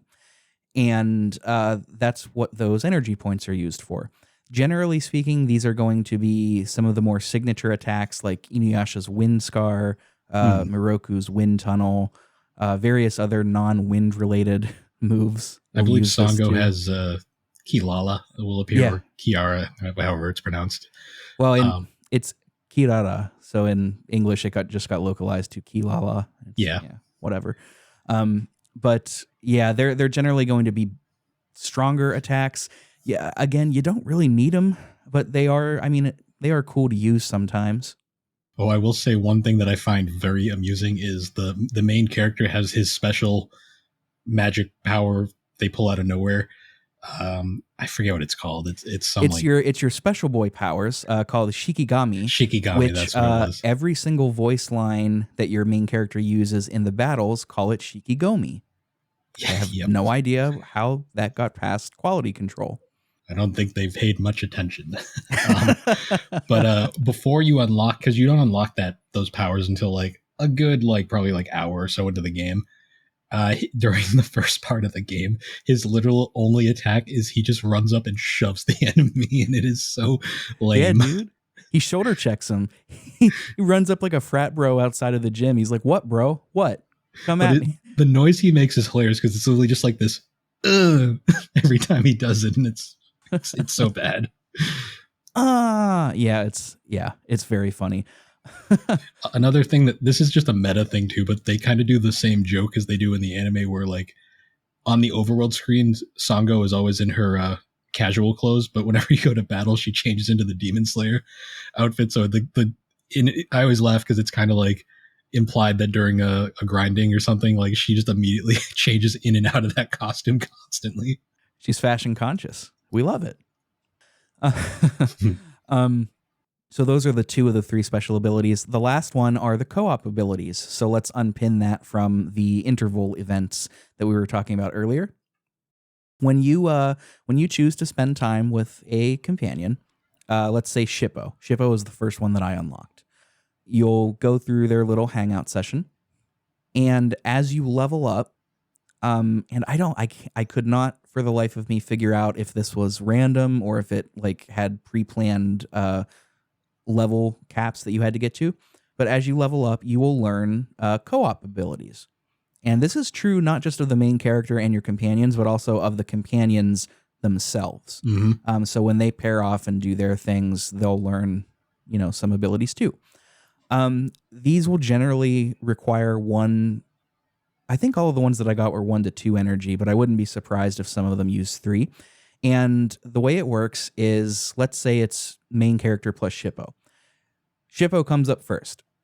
If Shippo wants to use the co-op attack, you would select it from the menu, select the main character, and provided that you both have enough energy for the attack, it'll go through. Shippo's turn will immediately end, and then once it gets to the main character's turn, it'll do like a little pan over to Shippo. He'll have a voice line, pan to the main character. You'll have a voice line, and then a short little animated cutscene, like animated from the anime, will play, and you do a little attack. How do you feel about these? I'm a little conflicted. I like the idea. I just don't think they were executed very well because, so you remember how like when I mentioned earlier, like how you jokingly said, Songo and Shippo, when would they ever hang out? And I said, we'll get to that. So I had mentioned earlier, when you pick who you want to hang out with during the little hangouts, all the other characters will randomly pair off themselves. That is important because they also are building their relationship values there. The reason why I brought up Songo and Shippo specifically is unlocking their like co-op move is one of the hardest things ever because the RNG for those two hanging out is so poor. They almost never do. And you have to get extremely lucky for this to happen. Like I think you have to like pick some very specific options just to get this one random attack that like probably isn't even worth it in the end. But it's super weird and like it's kind of a pain in the ass. Like especially because like the cool anime cutscenes, as you said, are locked behind these things, and the only way to get them is you got to go really out of your way and like make some very specific choices. And the worst part is half of them that aren't even worth it. Yeah, exactly. It's like you said earlier, the game is pretty easy, so none of these are necessary. I mean, they're very helpful, don't get me wrong. Like if you just want to get through things quickly, it's really great to do. And, you know, the animated cutscenes look very cool. And it's, you know, it's back to that fan fiction element. You know, we're having some directorial say in how this franchise plays out, right? How this story plays out. And in that aspect, okay, it's pretty cool. But yeah, like the RNG for your companions hanging out together, it's not up to you. So, I mean, you don't get to choose who hangs out with whom and, you know, what kind of abilities develop outside of your own. That can be frustrating. It's always very slow. Using a co-op move takes a long time, and it's generally not worth it. Unless you're using a fast forward feature, it just takes too long. And I mean, I was hesitant to use the fast forward feature throughout the animated cutscenes because, like, you know, it's still a PS2 game. You know, it's still not exactly the easiest thing to emulate. And the last thing I want is my deck would actually slow down if I tried to use the fast forward during certain moves like Miroku's wind tunnel. The Steam Deck would just say no, and it would like go slower than normal. Very frustrating. But yeah, they take a long time. They're dependent upon RNG. And I don't know. They're generally, I don't want to say they're superfluous, but like they just don't really, they're not as cool practically as they are cool in theory. I mean, I think the thing that really hurts them to me in particular is the fact that honestly, even the special moves, like the second tier moves, aren't even that necessary because you can get away with using just the normal special moves alone. And the fact that you have to go so far out of your way to unlock these things kind of defeats the purpose unless you're really into exploration and you're finding every bonus scene and you're planning this out specifically to use these moves. It's kind of just a thing where it's kind of like, if it happens, it happens. If not, oh well. Yeah. Some of the special moves are pretty OP. Like canonically I'm not explaining to you, like I'm not explaining to the teacher here, but like if you don't know the anime, canonically Miroku was cursed by well, let's just say he was cursed, and he's got this essentially a black hole in his hand that will eventually swallow him too. But in the game, and often in the anime, he uses it to his advantage. And what you can do in the game for the cost of 1 energy point is use the wind tunnel, and it just sucks up an enemy, and then they're gone. You can't use this on most bosses, but you can use it in basically any other scenario. So like, And again, the animation takes a while, but like you can basically have a get out of jail free card if you want to take care of the strongest enemy right away with Miroku. And what's important too that we didn't mention is the energy points will they don't stack, but they do carry over. So if you develop if you earn all 3 energy points in battle and don't use them, you can use them in the next battle. So it's kind of like limit breaks in Final Fantasy, sort of in that way. Whereas like trance, you don't have a say, you have to use it immediately. With the limit breaks or the overdrives, if you build it up and don't use it in battle, you can do it the next time. Same thing here with the energy points. So in that way, like I was using Wind Tunnel quite a bit, to be honest with you. I wanted to get rid of enemies fast. If you had like one enemy appeared up, it's just Wind Tunnel it. Be like, go away. I'm done with you. The co-op attacks too, by the way, they don't reuse animations 100% of the time, but if they can, they will. So every single co-op attack that I unlocked with the main character had the same exact animation of the main character, because it'll show one character animated, then the other character, and then, whatever happens physically will happen in the battle engine, not in the animated scene. So every single time I use the main character's co-op abilities, puts his hands together, the Shikigami magic energy comes out, and then it cuts to the next person every time, which is fine. Like I'm not faulting them for not like animating an entire movie into this game on top of everything else. I'm just, it's worth mentioning. I will say too, some of the combo moves are kind of entertaining. Like they did get a little creative with some of them. One in particular I always think is like there's a Kagome and Miroku one where like Kagome will use Miroku's staff as an arrow and just launch it across the screen. I'm like that's clever. I'm like, that's kind of cute. And some of them are direct nods to the show where some of them are kind of lame. Like Kagome and Inuyasha's, they literally just attack one after each other. Kind of not very exciting. Yeah, they could have done more with them. Sango and Miroku, it's the classic Miroku move. As soon as you use it, it's a close-up of him grabbing her ass in the animated style. She gets repulsed and goes to just decapitate him with her giant boomerang. He ducks, and then it throws it at the enemy for extreme damage. So some are like that. Some are cute. Some are nods to the show. Some are boring. Most with the main character are pretty boring. Not gonna lie. Yeah. Who did I unlock? I unlocked. Well, actually, I think I unlocked all of them. Shippo's is maybe the coolest because like you engulf him in fire and just throw him at the enemy. That's pretty cool. But the rest, it's like, oh, okay. Kagome has a magic arrow. Inuyasha has a magic sword. So what? I like that analogy. Kagome has a magic arrow that's different from her normal magic arrow. Yeah, seriously. Like, what is he going to do? You don't even know your Shikigami powers. How are you going to help Kagome? She's a seasoned professional. Yeah, that is true. Is there anything in the battle system that we didn't cover? It's not that deep, so I think we hit everything. There's one special occasion in this game. It's a one-off thing. So imagine like Final Fantasy VII. I'll use it as a comparison.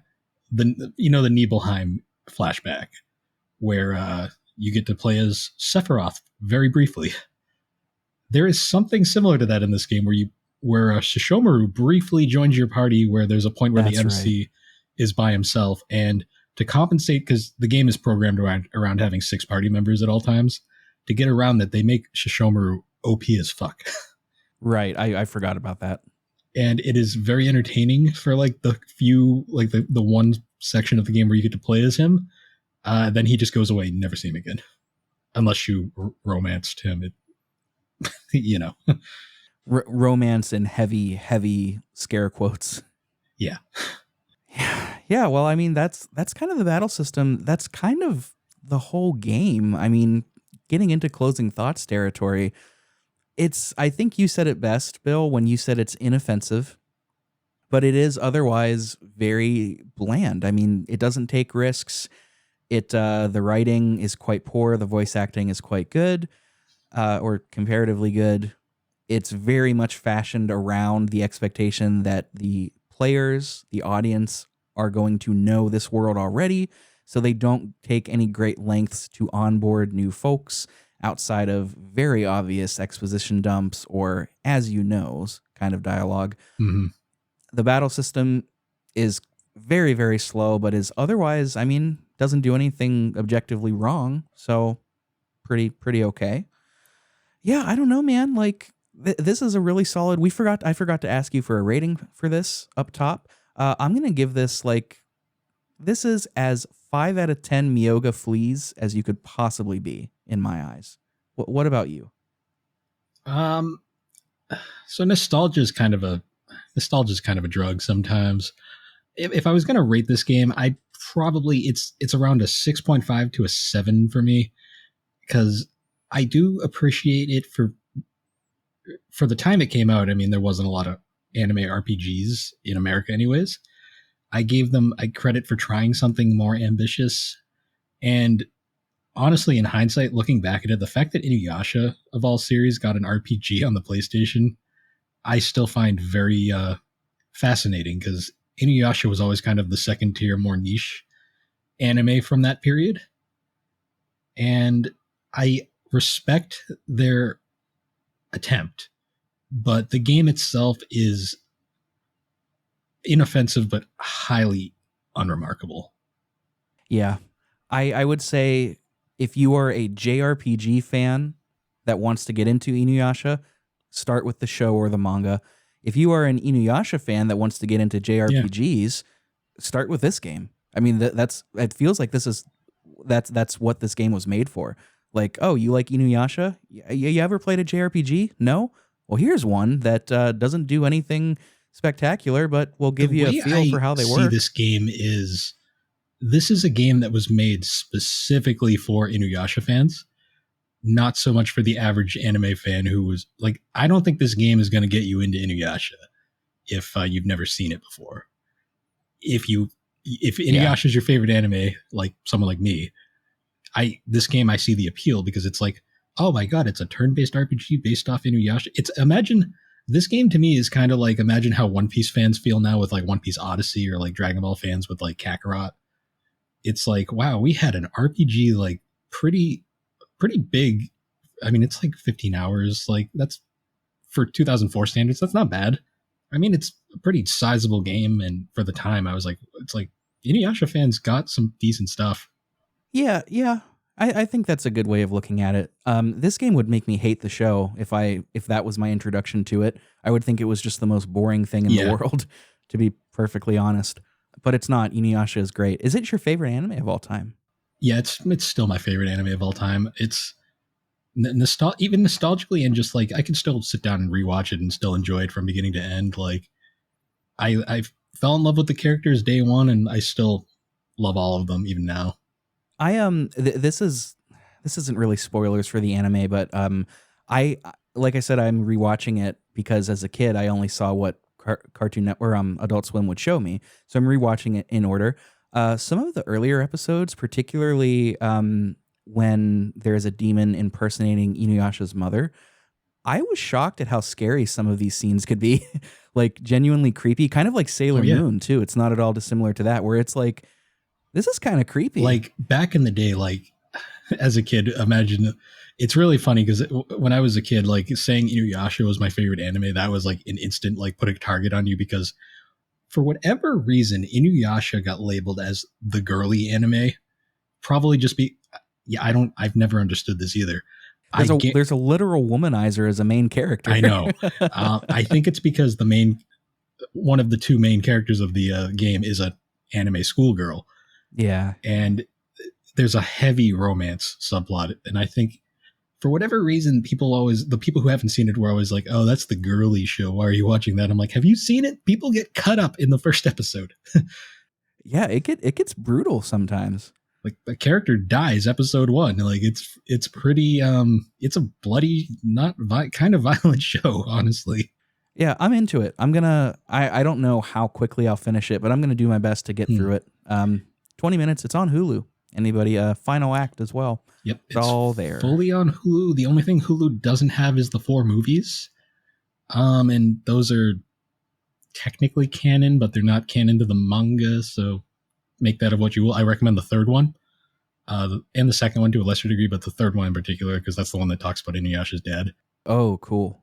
And if you want, you can watch, after completing the series, you can watch Yashahime. It's a sequel. It's okay. Not great, but it's okay. So, But as you said, Kaede's still kicking in it. Kaede's still kicking. Inuyasha's daughter is really cool. Oh, he has a daughter. This for people, I won't spoil what happens, but the plot of what Yashahime is, it's an anime that revolves around. So the tragic thing is Inuyasha's daughter isn't the main character. She's a side character. Oh. The main characters are Shishomaru's twin daughters. Everybody's having children, I guess. I won't go any farther because it triggers the fan base, but yeah. So that's Yashahime. The manga is better than the anime. I'll say that. Fair enough. I will take your word for it because you are the expert. And that's why I invited you here. And speaking of that, thank you, Bill, for joining me. I wanted to do this because I wanted to revisit a game that meant a lot to me as a kid. I wanted to see if it would still hold up. I wanted to see what I could glean from it, like, being somebody that, I know we all do this as a hobby. I like to think I could call myself a critic. I mean, I don't make money doing this, but I like to think so. And it was fun to revisit something that meant a lot to me as a kid, and play it as a 30-year-old man and ask myself, does it hold up? But I knew as soon as I wanted to play this that you were the guy that needed to be on the show. And I'm really thankful you joined me on this episode that I said would be short as we approach 2 hours. Yeah, it happens. It's still pretty short for my for like, I swear to God, every podcast I guest on always ends up being one of the shorter ones from the person that I'm guesting with. But no, thanks for having me, dude. It finally, we've collabed so many times, but I've never been on your show, so it's nice to finally come full circle. Absolutely. And know that the door is always open if you want to come back on something. Well, we do have something planned, but it's a big one. So we've got to find the right time. And that includes Alex too. Like I really wanted to find something to have you both on. Alex, for the listeners that don't know, is Bill's sister and co-host. I'm going to ask him to plug his shows here in a second. But, she's always welcome back on too. Well, on for the first time. You both are. Would be great to have you. But now that we've got that out of the way, Bill, you have 2 really terrific shows. And what I would love for you to do for our listeners is to talk about them real quick. If you wouldn't mind just explaining what they are. And then if you have an episode suggestion for first-time listeners, give that too. So speaking of Alex, do you want to start with gaming and collecting? Sure. So my main show is the Gaming and Collecting Podcast. It is a gaming and anime-based nostalgia podcast I host with my sister Alex, where we talk about a number of different games from our childhood, plus different gaming and anime-related topics. Like we do some of our ongoing series we have our anime swap series where I'll pick an anime and Alex will pick an anime. We'll both watch them and then we'll discuss. We're not pitting the animes together. It's more, we're just talking about 2 shows and seeing how we feel. The whole gimmick is that they can be 2 very different shows that we just throw together and see how it goes. We have that. We also have our the games that shaped us, where we specifically talk about a game from our childhood and we'll review it. We also do like top 10 lists, occasional things. Sometimes we'll do roundtables. And an episode I'd actually like to shout out is recently Rick was actually on it. We did a controller debate where we basically went around and talked about our favorite controllers, least favorite controllers, and it got really wacky really fast. Like went off the rails. That one was really, really fun. No, that was a great time. Shout out to Chris from Retro Hangover and Slade from the Game Club for also joining for that one. And then my other podcast is the 3DO Experience, and that is a podcast I host with my buddy Thrak, where we talk about the Panasonic 3DO, the company behind it, and everything in between. And basically every week we talk about a different 3DO game or maybe something related to the system. We'll play it and then we'll talk about it and then give our thoughts on it at the end of the episode. And it's been going pretty well. The show just recently restarted and we're actually on a roll now. Like we actually have a format and we're getting somewhere with it. And if I'm going to recommend an episode, I highly recommend our episode talking about Twisted the Game Show, which was an old party game for the 3DO it's very wacky and wild, just like the 3DO itself is. And yeah, that one's a fun one to check out too. I thought for sure you would recommend PO'd. So the fun part about PO'd is that was the first double stay away game that we ever did, where me and Thrak were both like, "Don't play it, it's bad." For good reason. Yeah. I think I love the concept of a 3DO show because it's a console that not a lot of people really know about or are familiar with. I'm approaching 1 year of like actively collecting retro games and retro systems, and it's been a joy like listening to a show and learning about this console that I frankly didn't know existed before 2020, and it's just really cool. And as far as I know, you guys are like the show. I don't know of any other active 3DO podcasts. Active's the keyword. There's one other one that's it hasn't been active in years. Like it's been inactive since before I started a 3DO experience. It has like 12 episodes and they're all like 5 minutes long each. I think we can just say we have the stranglehold on the 3DO market right now. Certainly by volume. Yeah. It's fun. I mean, because 3DO it was always a system that like I had a weird kind of interest in just because it's fascinating. It's a fascinating piece of gaming history, being a system that was had so many things going for it and just failed spectacularly at everything it did, but had some interesting quirks to it that are worth talking about. Absolutely. I love the show, and I think everyone listening should check it out too. Check out Gaming and Collecting Podcast as well. The episode that Bill shouted out, the controller debate, was really fun. I'm going to be a little selfish and shout out the episode that I did with Bill and Alex on Studio Ghibli, because I am just such a massive fan of that studio and everything they do. And of course, who could have seen this coming? I get choked up talking about one of the movies, because of course I did. Every episode practically. It happens every time. That episode was very well done, especially like that was actually my first time seeing most of those films. It was a really special time. That was the first time I saw The Wind Rises, which is now one of my all-time favorites. Spectacular movie. My favorite Ghibli film. Before this divulges into like a full-on Studio Ghibli marathon show, I want to say thank you to Bill again. Folks, check out the 3DO experience as well as Gaming and Collecting. You'll get links to their socials through those shows, as well as their Discord, which is a really, really fun place to be. It's one of my favorite Discords to be in. And you'll find those in the description of this show as well.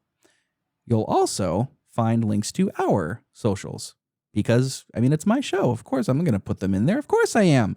We've got a Twitter, Blue Sky, and Instagram that we are active on, as well as a Discord. Join Bill's Discord and join our Discord. It's free and it's fun. I love being a part of the community. I love feeling like I'm doing something good and building a community. It really makes me happy. You'll also find information about our Patreon there. That's something that's never expected but always appreciated if you want to support the show monetarily and receive extra things in return. You can find that there. And the number one thing that you could do if you really want to help the show is tell someone about it. My show, Bill's shows, just tell a friend, give us a rating or a review on your podcatcher of choice. Helps tremendously. And we would really appreciate it. So check out the show notes for links to all of that, our socials, Bill's socials, everything. Bill, once again, it's been a pleasure, man. This show will see you again. Maybe another time when we're feeling a little more golden than we are right now, we could say. But thank you for being here today all the same, man. Yeah, no worries. Thanks for having me, dude. It was a fun talk. And with that, I am not going to end this with a piece from the game, piece of music from the game, as I usually do. I'm going to play my favorite outro from the Inuyasha anime series that has been burned into my brain since I was a kid. So let's roll it. I'm Rick Firestone. Thanks for tuning in. We'll catch you next time.